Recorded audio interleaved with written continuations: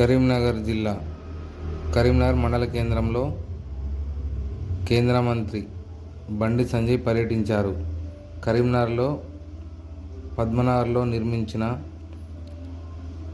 Integrated veg non veg మార్కెట్ను, అలాగే రాజీవ్ పార్కును కరీంనగర్ కేంద్రంలో 43, 17వ డివిజన్లలో ఏర్పాటు చేసిన షట్టర్లను మాజీ మంత్రి కరీంనగర్ ఎమ్మెల్యే గంగుల కమలాకర్, నగర మేయర్ సునీల్ రావుతో కలిసి కేంద్ర హోంశాఖ సహాయ మంత్రి బండి సంజయ్ కుమార్ ప్రారంభించారు.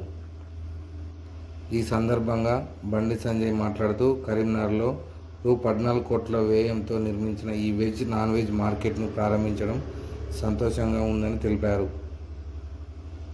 రాష్ట్రంలో ప్రభుత్వ నిధులతో నిర్మించిన ఇంత మంచి మార్కెట్ ఎక్కడా లేదనుకుంటానని అన్నారు. ఈ మార్కెట్ను కరీంనగర్ ప్రజలకు ఎంతో సౌకర్యవంతంగా ఉంటుందని తెలిపారు. దీంతో కరీంనగర్లోని ఇతర వార్డుల్లో కూడా ప్రజల సౌకర్యార్థం ఇలాంటి మార్కెట్లను నిర్మించి అందుబాటులోకి తీసుకురావాల్సిన అవసరం ఉందని అన్నారు.